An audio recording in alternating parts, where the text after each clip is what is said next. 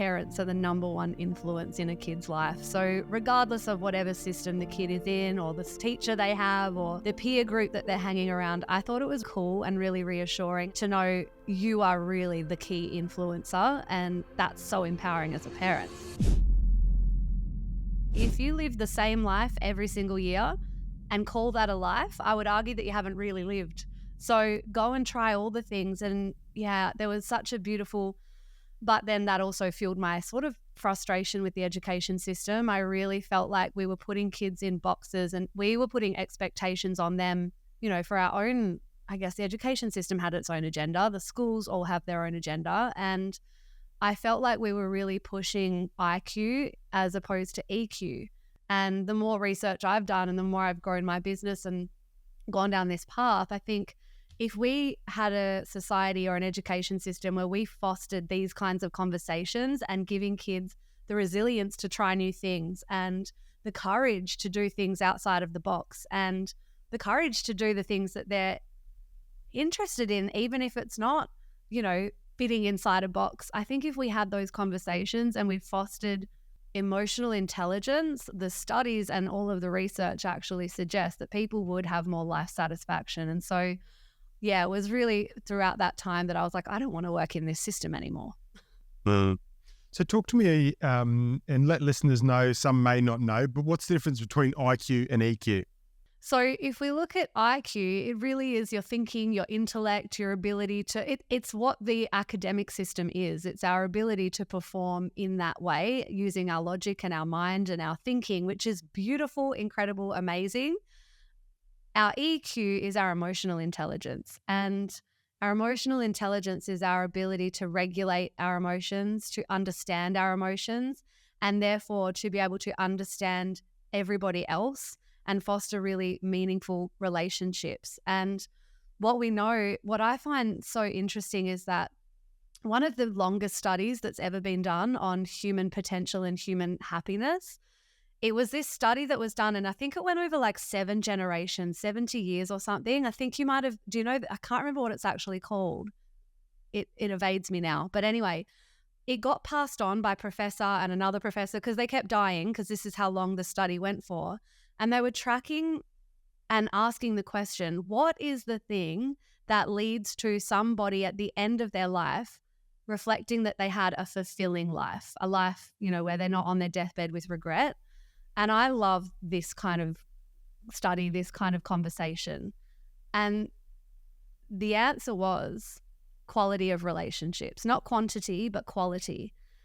And if quality of relationships equals a fulfilling life, that leads me to believe that's something that we need to really be teaching, fostering, because not only does quality relationships equal a more fulfilling life, it's going to make, and this is what the studies all suggest now, which is why I'm on my high horse saying the education system needs to really prioritize EQ, because it also makes you more willing to go for things in the workplace. It makes you more satisfied in your work because you do meaningful work, because you are able to regulate and understand your emotions. So it creates a more satisfying career as well as personal relationships outside of our work.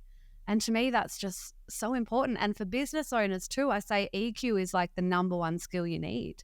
So yeah, that was my long-winded, ranty way of explaining the difference. And what I want to add to it is there is a misconception that it's IQ over EQ or EQ not IQ, and it's this false polarity, this false dichotomy.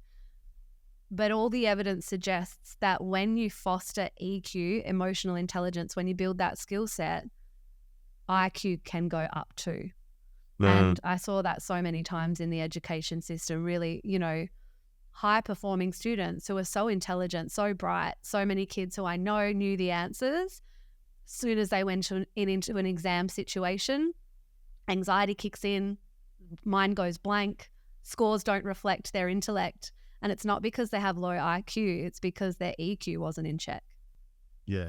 And see, as we get older and as you kind of go through challenges in life, which I've been through and you've been through and we all go through, the older you get, you actually work out that with every challenge you discover more about yourself. There's more self-reflection, there's more self-awareness.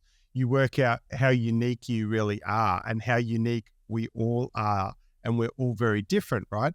But when you look at the education system, they put everyone in the same room, on the same desk, in an exam environment, and it just made me think then, you're talking about, some people have anxiety. Well, what if someone's best environment would be sitting in nature doing their exam? What if their best environment is sitting near the beach doing their exam? Now, I know there's a lot of things that can kind of go with that, and it's hard to make that happen, but how to foster an environment where people can be themselves from a young age and follow what they are drawn to, be in the environment they're drawn to, rather than have to just deal with the environment they're given, is a really interesting topic. It's so interesting, and it's obviously that's a utopia, it's a utopia, but I can hear the logical and the, school principals and school executives going, yeah, nice, cool. Who's going to fund that kind of school? But truly, I've looked, like Finland has got one of the best education systems in the world, and they're very play-based. They're very in nature. They don't do the standardized testing that's like a factory production center like we do. And there are ways to do it. There are real leaders and pioneers in the education space that are creating alternative ways to help kids nurture their individuality. So it can be done, and I still have hope. One day I dream, I make a joke, I dream that one day I'd like to be like Oprah and build schools all over the place. But you've got a school. You've got a school. Everyone gets a school. Yeah, everybody gets a school. And I built my own school in the form of my business. But what's really reassuring to me is also that a lot of parents come to me and they're like, oh my God, what do I do? Like, the system isn't helping my child, or I know that my kid's got so much more and they're not, all of these conversations that I have. And the coolest study that I ever read told us that parents are the number one influence in a kid's life. So regardless of whatever system the kid is in, or the teacher they have, or the peer group that they're hanging around, I thought it was really cool and really reassuring as a parent to know you are really the key influencer, and that's so empowering as a parent. Yeah. Even though when you're going through the system as a parent, you're going through that timeline, you think they don't listen to you, but over time, like we've got 5 kids, I've got 3 stepchildren, and then we've got two kids together, and 15 and 17, one's just about to, as I said, finish year 12, but it's interesting because they come out with things and you go, oh yeah, who said that? They are listening, even though they don't want you to think or know that they actually listen to you. They do. And it really is about supporting your children to be who they want to be. Yes, we can try and cushion things, but they do need to learn their own lessons. I think one of the key things is, as well as that, for those that are listening to this episode that are maybe finishing school or at a point in their life where they're like, oh, I don't know what I'm doing. Like from a school perspective, I've never really looked at the marks on a report card for my boys.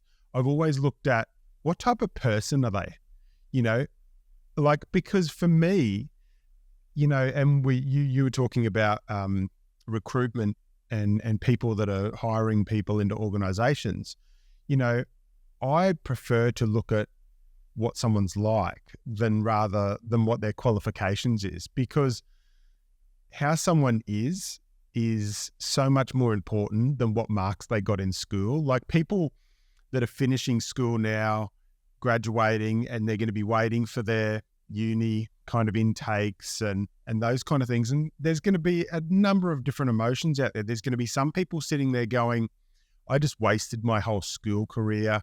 I failed. There's all this anxiety around it.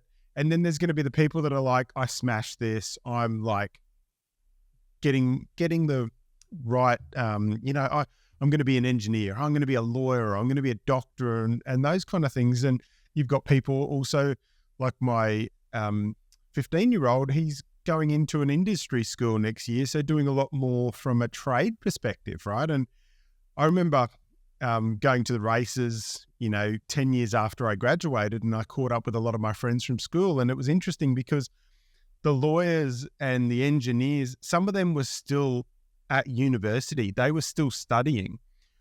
Whereas the guys that were the trades, which in some cases you would think back then they were probably the drop kicks or the, like the class clowns, right?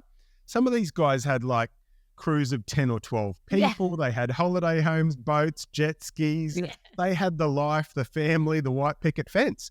And you sit there and you go, but these other guys have got a hex deck the size of someone's mortgage and they haven't started their career yet, right? So it really shows me that it doesn't matter. You pave your own path.